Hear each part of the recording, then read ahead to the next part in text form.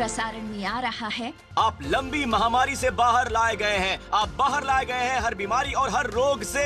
आप यीशु के नाम पर बाहर लाए गए हैं, मसीह द्वारा। हालेलुया।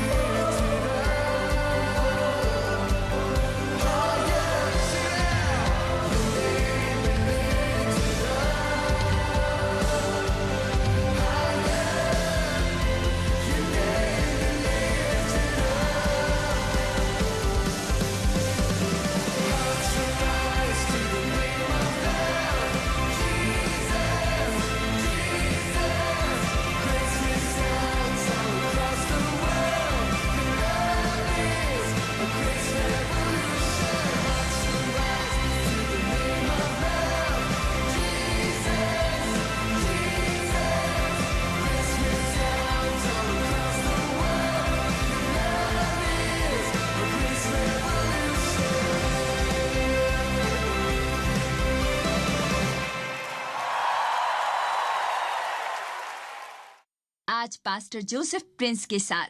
आज आपके लिए परमेश्वर से जो वचन मेरे पास है वो ये है, और प्रभु इस पिछले सप्ताह बहुत मजबूती से मेरे सामने प्रकट हुए, ये कहते हुए कि मैं चाहता हूं कि मेरे लोग सचमुच इस पर विश्वास करें कि वो धर्मी है और वो उसी के अनुसार व्यवहार करें, क्योंकि उनको दोष भावना की ओर बहुत झुकाव है, दंडाज्ञा की ओर झुकाव है।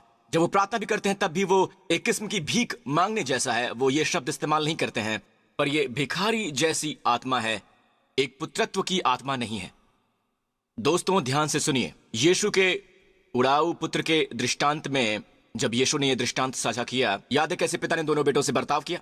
वो बेटा जो सबसे अनैतिक था, वो बेटा जो घर छोड़कर चला गया, वो बेटा जिसने उनके विरुद्ध बगावत की थी, वही बेटा था जिसको सबसे ज्यादा अनुग्रह मिला। पर वो पुत्र जो घर पर रहा, उसने ये भी कहा कि मैंने कभी तेरी कोई आज्ञा नहीं टाली।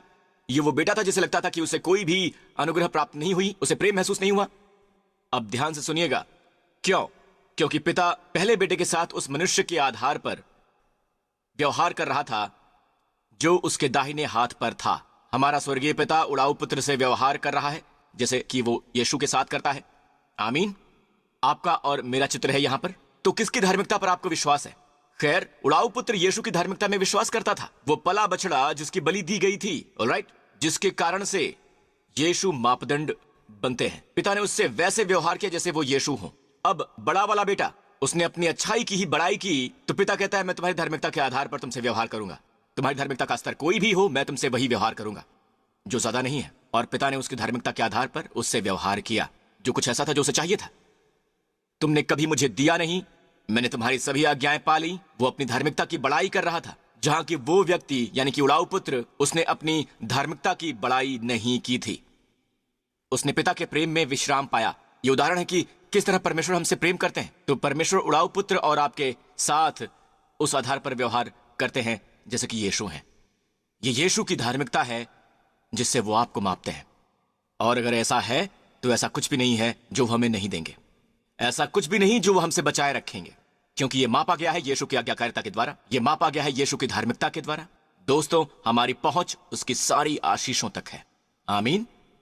विश्वासी नहीं पा रहे हैं क्योंकि वो अपने हृदयों में इस पर विश्वास नहीं करते कि वो धर्मी हैं, या ये कि वो अपने दिमाग में जानते हैं पर ऐसे व्यवहार करते हैं जैसे परमेश्वर उन्हें अभी भी माप रहे हैं उन गलतियों के आधार पर जो उन्होंने अभी भी किया है। एक पापमय विचार जो आज सुबह उन्हें आया है, तो परमेश्वर उन्हें उनके आधार पर नाप रहे हैं। परमेश्वर की ओर से एक मिश्रित प्रतिक्रिया है और इसी कारण से वो ग्रहण नहीं कर पा रहे हैं।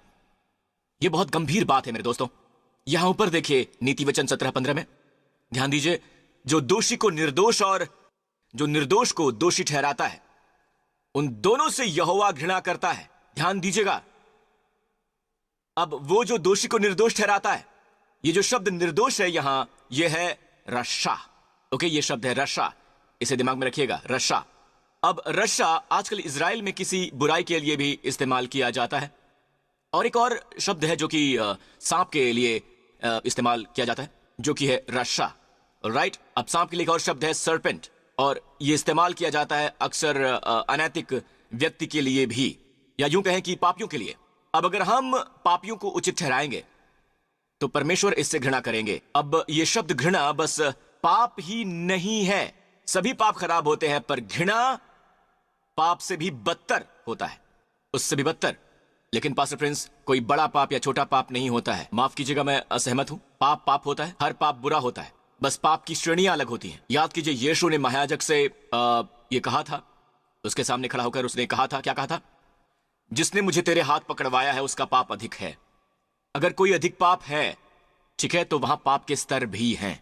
तो घृणा सबसे बदतर किस्म की होती है, घृणा सबसे बदतर पाप होता है। गौर करें बाइबल में क्या लिखा है, जो दोषी को निर्दोष और निर्दोष को दोषी ठहराता है उन दोनों से यहोवा घृणा करता है। ठीक है, तो अगर आप खुद को निर्दोष ठहराते हैं और आप पापी हैं, आप ये कहते हैं कि मैं ठीक हूं और मैं ज्यादा पाप नहीं करता हूं, जैसा कि पौलुस ने कहा, क्योंकि वो परमेश्वर की धार्मिकता से अनजान होकर और अपनी धार्मिकता स्थापन करने का यत्न करके परमेश्वर की धार्मिकता के अधीन न हुए। ये एक घृणात्मक कार्य है, पर यह भी एक घृणात्मक कार्य है। वो जो धर्मी को दंडित करता है, वो जो धर्मी को दंडित करता है। अब हम इसे इस संदर्भ में देखते हैं कि लोग विश्वासियों को आरोपित कर रहे हैं क्योंकि विश्वासी ही धर्मी है। आमीन, जिसने धार्मिकता का वरदान पाया है। पर अगर आप खुद को दंडित करते हैं तो आप भी धर्मी हैं। अगर आप खुद को दंडित करते हैं तो यह घृणात्मक कार्य है। और दोस्तों, इस शब्द दुष्ट को देखिए यहां, रशा। राइट, वो जो धर्मी को दंडित करता है, यह वही शब्द है, इब्री में वही शब्द है, वही स्पेलिंग है, रशा, रशा। यहां पर आप इब्री की ओर देखिए, दुष्ट और दोषी एक ही शब्द है। यह शब्द है रशा, दाएं से बाएं देखते हुए, रश, शिन, आइन। ठीक है, यह है रशा, सेम स्पेलिंग। यह शब्द दुष्ट और दोषी एक ही शब्द है। आमीन, बस इनका उच्चारण अलग है, थोड़ा सा अलग है। वहां डॉट और डैशेस हैं जो उसे अलग बनाते हैं। ठीक है, दुष्ट है रशा और अब दोषी भी है रशा। ठीक है, पर वही स्पेलिंग है। दूसरे शब्दों में, दंडाज्ञा बुरी है। वो जो धर्मी को दंडित करता है, चलिए वापस वचन पर, जो दोषी को निर्दोष और जो निर्दोष को दोषी ठहराता है उन दोनों से यहोवा घृणा करता है। पहली बार यह शब्द रशा प्रकट हुआ निर्गमन 22 में। निर्गमन 22 बहुत दिलचस्प है। यहां लिखा है, चाहे बैल, चाहे गधे, चाहे भेड़ या चाहे बकरी, चाहे वस्त्र, चाहे किसी प्रकार की ऐसी खोई हुई वस्तु के विषय अपराध क्यों न लगाया जाए। चाहे कह लें आपका कुछ खो गया है। उस जमाने में वो कहता है अगर आप कुछ खो देते हैं तो कोई जिम्मेदार है, और वचन कहता है कि वो चोर है। ओके, जिसके बारे में कोई कहता है कि बस यही तो, जिसे दो जन अपनी अपनी कहते हो तो दोनों का मुकदमा परमेश्वर के पास जाए, और जिसको परमेश्वर दोषी ठहराए वो दूसरे को दूना भर दे। जिसको परमेश्वर दोषी ठहराए वो दूसरे को दूना भर दे।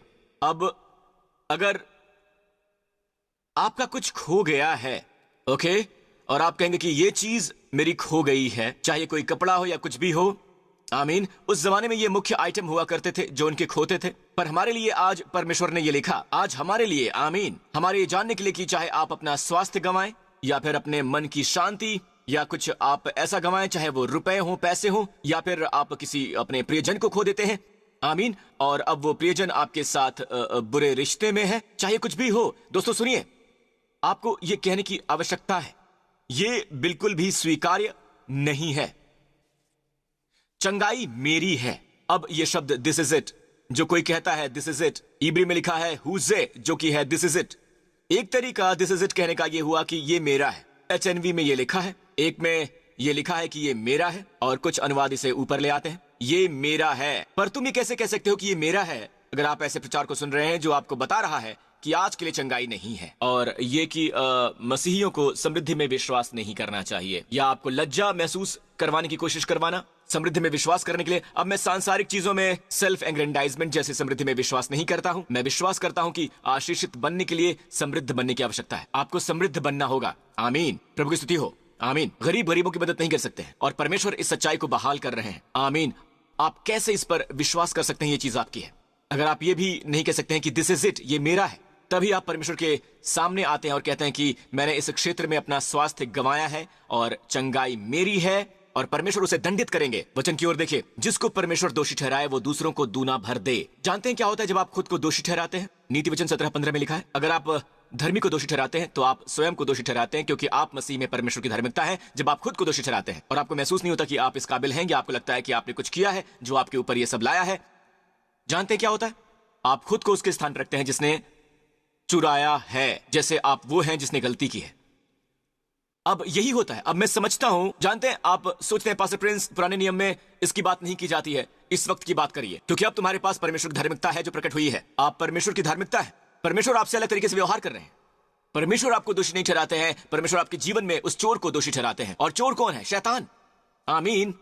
चाहे वो आपके मन की शांति पर प्रभाव डाल रहा हो, चाहे वो आपके जीवन के कुछ क्षेत्रों में स्वास्थ्य चुरा रहा हो, आपके शरीर का कुछ भाग या फिर जो कुछ भी हो वो कुछ भी चुरा रहा हो। मेरे दोस्तों सुनो, ये स्वीकार नहीं है। आपको कहना होगा कि चंगाई मेरी है, आमीन। परमेश्वर से कहो, और बाइबल कहती है कि आपको परमेश्वर के सामने आना चाहिए और कहना चाहिए कि परमेश्वर, मैंने इस क्षेत्र में अपना स्थान गंवा दिया है, आमीन, और इस क्षेत्र में शैतान मुझ पर हमला कर रहा है, पर चंगाई मेरी है।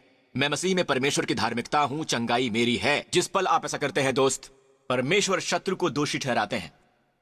और शत्रु को क्या करना होता है? जिसे परमेश्वर दोषी ठहराते हैं उसे क्या चुकाना होता है?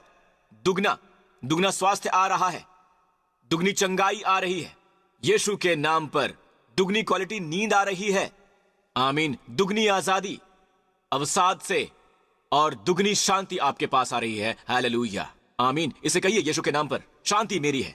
और ये कहिए, मैं मसीह में परमेश्वर की धार्मिकता हूं, परमेश्वर मुझे धर्मी ठहराते हैं। और पिता के सामने आइए और कहिए कि हे पिता, चंगाई मेरी है। और तुरंत ही पिता शत्रु को दंडित करता है, आमीन, और उसे दुगना बहाल करना पड़ता है। दूसरे शब्दों में, आपको स्वास्थ्य के उस क्षेत्र को छोड़ देना होगा, और मानसिक स्वास्थ्य जो उसने आपसे चुराया है उसे भी, और उसे दुगना बहाल करना होगा। और अब वो उसे छोड़ देता है, आमीन, वो उसे छोड़ देता है जो उसने चुराया है। परमेश्वर से दंडित करते हैं, क्योंकि परमेश्वर आपको धर्मी ठहराते हैं और वो आपको उचित ठहराते हैं, और उस शत्रु को दंडित करते हैं, आमीन। समझ में क्या दोस्तों? अब आप बस ये नहीं कह सकते कि मैंने अपना धन गंवा दिया है। कहिए, हे पिता, ये मेरा है, आमीन। कहिए, यहोवा मेरा चरवाहा है, मुझे कुछ भी घटी ना होगी। आपने अपने वचन में कहा, तुम हमारे प्रभु यीशु मसीह का अनुग्रह जानते, वो धनी होकर भी तुम्हारे लिए कंगाल बन गया ताकि उसके कंगाल हो जाने से तुम धनी बन जाओ। ये पूरा संदर्भ किसी आत्मिक धन की बात नहीं करता है। पौलुस यहां बात कर रहा है रुपया, पैसा देने की, यरूशलेम में गरीबों को देने के बारे में। संदर्भ बहुत ही साफ है। यीशु कंगाल बन गए, कहां? क्रूस पर, ताकि उसके कंगाल हो जाने से तुम धनी बन जाओ। यह है अनुग्रह। तो आप कहेंगे समृद्धि मेरी है, इसे स्वीकार करो, आमीन।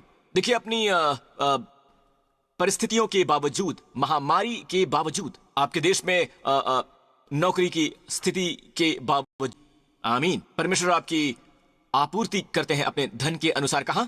आपके देश के धन के अनुसार नहीं, आमीन, मसीह यीशु में उनकी महिमा के धन के अनुसार, आमीन, परमेश्वर आपूर्ति करेंगे। बस ये कहना होगा कि ये मेरा है। और शायद परमेश्वर चाहते हैं कि मैं ये चंगाई पाऊं, मैं चंगाई पाऊंगा। शायद परमेश्वर चाहते हैं कि मैं ठीक हो जाऊं, मैं ठीक हो जाऊंगा। मैं समृद्ध होना चाहता हूं, मैं समृद्ध हो जाऊंगा। कहना होगा कि ये मेरा है, सबसे पहले ये कहिए कि मैं मसीह में परमेश्वर की धार्मिकता हूं। बाय द वे, ये शब्द निर्दोष ठहराने का मतलब है डिकाउ, अभी अभी उचित ठहराना। असल में ये है वाइन, बहुत ही स्पष्ट है इसमें। ये बस धर्मी बनाना नहीं है, ये है धर्मी घोषित करना, ये है धर्मी कहलाना।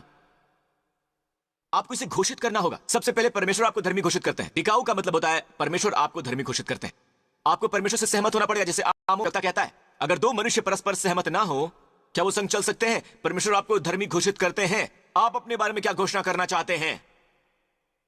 परमेश्वर आपको धर्मी घोषित करते हैं। कहिए मैं मसीह में परमेश्वर की धार्मिकता हूं। मैं पाता हूं कि इससे बहुत फर्क पड़ता है जब आप ये कहते हैं कि उसके कोड़े खाने से मैं चंगा हुआ, ठीक है, और फिर इस तरह इसे अप्रोच करने से मैं मसीह में परमेश्वर की धार्मिकता हूं और उसके कोड़े खाने से ही मैं चंगा हुआ।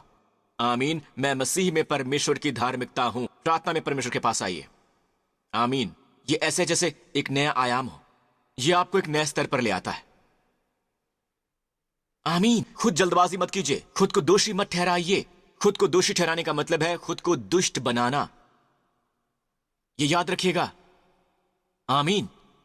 मैं इसे समाप्त करना चाहूंगा शास्त्र वचन का एक और वचन व्यवस्था विवरण 25:1-3 साझा करते हुए। यदि मनुष्यों के बीच कोई झगड़ा हो, बस ये नोट कीजिए कि निर्गमन 22 रशा का पहला रेफरेंस है, ठीक है, और फिर ये दूसरा रेफरेंस है। यदि मनुष्यों के बीच कोई झगड़ा हो और वो न्याय करवाने के लिए न्यायियों के पास जाएं और वो उनका न्याय करें और वो निर्दोष को निर्दोष और दोषी को दोषी ठहराएं। अब दोषी को दोषी ठहराना है रशा, ठीक है, जो अभी भी हमने देखा है वो वही शब्द है रशा, राइट, ठीक है। उन्होंने निर्दोष को निर्दोष ठहराया, उसके लिए शब्द है सडेक। अगर आप इब्री में देखें ये बहुत ही साफ है, स्पेलिंग तकरीबन वही है। सडेक का मतलब है उचित ठहराना। सडिक एक व्यक्ति होता है, विशेषण, ठीक है। सडेक एक क्रिया है, सडिक विशेषण है जो व्यक्ति का वर्णन कर रहा है। गौर करें, यहां एक छोटा सा कॉमा है जो कि युड है इब्री में, ठीक है, पर यह तकरीबन वही स्पेलिंग है। यीशु ने 40 करोड़ से ज्यादा खाए थे, तभी उनके साथ ऐसा हुआ था, क्योंकि उनकी शक्ल किसी भी इंसानी शक्ल की तरह नहीं लग रही थी। वो किसी भी इंसान की तरह नहीं लग रहे थे, ये स्पष्ट है। तो वो कहता है कि तुम इस व्यक्ति को मारोगे, पर यह व्यक्ति एक दुष्ट व्यक्ति है। चलिए चलते वचन 1 पर। यह आपको बताता है कि जो दोषी है वो दंडित होगा, ना कि निर्दोष। जो दोषी होगा वो दंडित होगा, ना कि निर्दोष। तो यीशु को क्या हुआ? उन्होंने हमारा स्थान लिया। हम पापी थे, हम रशा थे।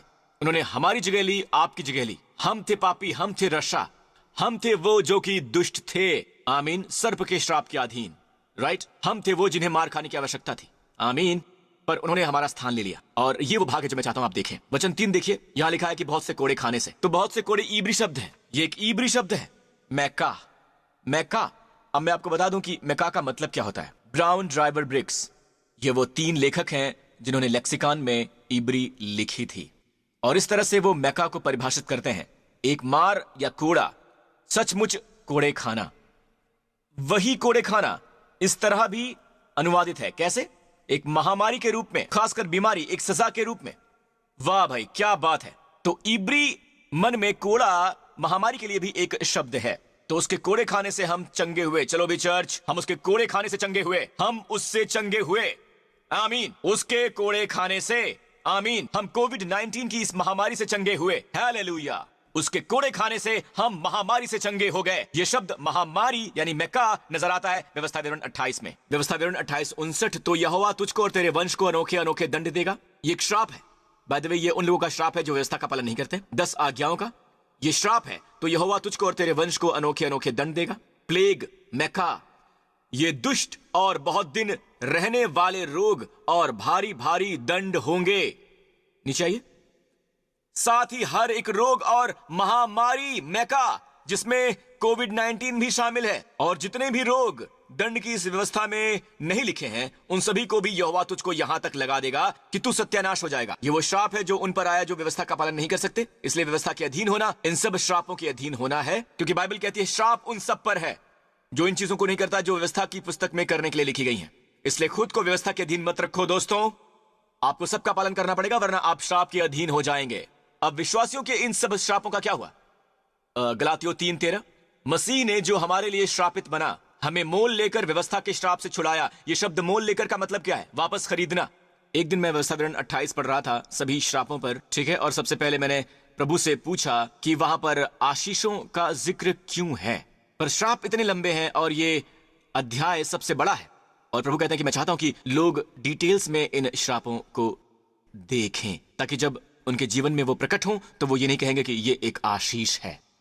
वो इससे परिचित हो जाएंगे कि एक श्राप क्या होता है, तो वो ये कहना जान लेंगे कि ये मेरा है। आमीन। जो कुछ भी एक आशीष की तरह नहीं है, ये वो चीजें हैं जो व्यवस्था विवरण 28 में चित्रित हैं। कम से कम आप ये जान जाएंगे। आप एक श्राप को इस रूप में नहीं स्वीकार करेंगे जैसे ये परमेश्वर की तरफ से एक आशीष हो। आमीन। और ये अंतिम वचन था, अंतिम वचन था। जी हां, श्रापों में अंतिम, व्यवस्था विवरण 28 अंतिम वचन कहता है, परंतु तुम्हारा कोई ग्राहक न होगा शत्रुओं के हाथ दास दासी होने के लिए। तुम बिकाऊ होगे पर कोई ग्राहक न होगा। एक दिन मैं वो पढ़ रहा था और इसमें लिखा है अंतिम वचन, तुम्हारा कोई ग्राहक न होगा। और पवित्र आत्मा मुझ में आया, उसने कहा कि तुम्हें मसीह ने खरीदा है। किसी मनुष्य ने नहीं खरीदा है, मसीह ने खरीदा है तुम्हें। मसीह ने तुम्हें छुड़ाया है, ठीक है। और ये शब्द है खरीदना। हमें खरीद कर बाहर निकाला, एक्सा अगोरा, बाजार के बाजार से, गुलामों के बाजार से। जी हाँ, गुलामों के बाजार से उसने हमें खरीद कर बाहर निकाला। सचमुच ये शब्द जो गुलाम खरीदे जाने के लिए, आमीन, मसीह ने हमें व्यवस्था के श्राप से छुड़ाया है। आप उस लंबी महामारी से खरीद कर बाहर निकाले गए हैं। आप बाहर निकाले गए हैं, हर बीमारी से, हर एक रोग से बाहर निकाले गए हैं, हर एक समस्या से, हर एक बीमारी से आप बाहर निकाले गए हैं मसीह के द्वारा। हालेलुया। कैसे? वो स्वयं हमारे लिए श्रापित हुआ है। जी हां, ताकि मसीह में हम इब्राहिम की आशीषें पा सके, इब्राहिम की आशीषें हमारे ऊपर आए। Hallelujah, hallelujah. यीशु के नाम की स्तुति हो। दोस्तों, काफी कुछ है जो मैं आपसे साझा करना चाहता हूं, पर समय नहीं है। मैं ये उपदेश जारी रखूंगा आगे भी आने वाले सप्ताह में, क्योंकि काफी कुछ है जिसे परमेश्वर ने मुझसे साझा किया है और मैं वो आपके साथ साझा करना चाहता हूं। पर यह महत्वपूर्ण है दोस्तों कि आप अपना स्थान ले लें। आमीन। इससे फर्क नहीं पड़ता कि मैं विश्वास करता हूं या नहीं करता हूं, पर अनुग्रह अद्भुत है। लेकिन अगर परमेश्वर चाहते हैं कि मैं अधिक अनुग्रह पाऊं तो वो मुझ पर आएंगे। अगर परमेश्वर चाहते हैं कि मैं और अधिक समृद्धि पाऊं तो वो मुझ पर आएंगे। अगर वो चाहते हैं कि मैं और अधिक चंगाई पाऊं तो वो मुझ पर आएंगे। नहीं दोस्तों, आपको जानना होगा कि आपको ये कहना है ये मेरा है। आपको परमेश्वर के आगे स्थान लेना होगा। आमीन। और फिर आपका शत्रु, आपके जीवन का शत्रु पकड़ा जाएगा। अगर चोर पकड़ा गया तो वो 7 गुना ज्यादा बहाल करेगा, ऐसा बाइबल कहती है। आमीन। इस मामले में यह बहुत साफ साफ बताता है, परमेश्वर उसे दंडित करेंगे, ना कि वो आपको निर्दोष ठहराएंगे। यीशु के नाम की स्तुति हो, प्रभु की स्तुति हो। और दोस्तों, अगर आप इसे अभी देख रहे हैं और आपने कभी भी यीशु मसीह को अपना उद्धारकर्ता और प्रभु के रूप में स्वीकार नहीं किया है, बाइबल में लिखा है अगर आप अपने दिल से विश्वास करते हैं तो याद कीजिए, धार्मिकता मैंने अभी भी साझा किया था, परमेश्वर ने आपको धर्मी ठहराया है। वो आपको धर्मी घोषित करते हैं और आपको भी घोषित करना होगा। आमीन। अगर अपने हृदय में विश्वास करते हैं कि यीशु मसीह आपके प्रभु हैं, अपने हृदय में यह विश्वास करते हैं परमेश्वर ने उन्हें मुर्दों में से जिलाया है, अपने मुंह से उन्हें स्वीकार कीजिए कि यीशु मसीह मेरे प्रभु हैं, आपने उद्धार पाया है। इसी समय ये क्यों नहीं करते हैं यीशु के नाम पर? कहिए, हे स्वर्गीय पिता, मैं आपका धन्यवाद करता हूं और मैं मानता हूं कि मसीह मरे मेरे पापों के लिए। मैं मानता हूं कि आपने उन्हें मुर्दों में से जिला दिया। मैं स्वीकार करता हूं कि यीशु मसीह मेरा उद्धार करता है और मेरा प्रभु है, यीशु के नाम पर। आमीन। और इस समय आप परमेश्वर की नजरों में धर्मी हैं। परमेश्वर आपको धर्मी ठहराते हैं और आपको भी स्वयं को धर्मी घोषित करना होगा, खासकर प्रार्थना करने से पहले। जानते हैं, कई बार इतना अच्छा लगता है बस ये कहना कि धन्यवाद पिता, आप मुझे धर्मी दिखते हैं, मैं मसीह में परमेश्वर की धार्मिकता हूं। और एक ऋणात्मक कार्य है स्वयं को दंडित करना जब आप धर्मी होते हैं। प्रभु की स्तुति हो। तो मुझे आशा है कि इस सप्ताह आप पाएंगे बहुत से अच्छे दिन, ठीक है। आमीन। और यहां तक कि यदि परीक्षा आती है, परमेश्वर उस परीक्षा को आपके लिए आशीष में बदल देंगे और ये सब होगा आपके भले के लिए। आमीन। अपने पांव पर खड़े हो जाइए चर्च। प्रभु की स्तुति हो। अपने अपने हाथ ऊपर उठाइए और ये विश्वास कीजिए कि जब हम आप पर आशीष का वचन बोलते हैं तो शक्तियां जैसे स्वर्गदूतों की सामर्थ्य, ठीक है। आमीन। परमेश्वर के स्वर्गदूत आपके आगे जाते हैं क्योंकि वो भी एक टाइमलेस जोन में है। आमीन। वो आपके सप्ताह से आगे जा सकते हैं और आपका रास्ता तैयार कर सकते हैं। उस पुराने बुजुर्ग की तरह इब्राहिम कहता है कि परमेश्वर अपने स्वर्गदूत भेजेंगे और आपकी राह को समृद्ध बनाएंगे। इस सप्ताह स्वर्गदूत काम पर लगे हैं। आमीन। जब मैं ये आशीष आप पर बोल रहा हूं और जब आप इसे ग्रहण कर रहे हैं, स्वर्गदूत काम पर लग जाते हैं। आमीन। प्रभु की स्तुति हो। स्वर्गदूत आपको कोविड-19 वायरस से सुरक्षित रखेंगे।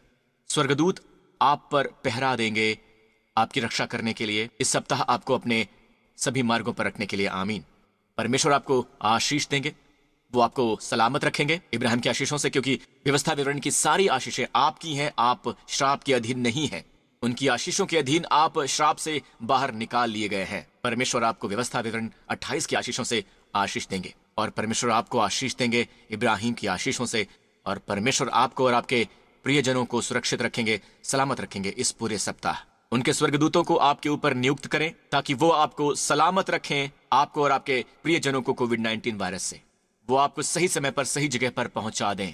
वो आपके परिवार को बचाएं हर एक बीमारी से, हर एक खतरे से, हर एक हानि से, हर दुर्घटना से, दुष्ट की हर ताकत से। आमीन। परमेश्वर अपना मुख आप पर चमकाएं, आप पर अनुग्रह करें, और आपको और आपके परिवार को अपना अद्भुत शालोम और शांति प्रदान करें। आप सब पर।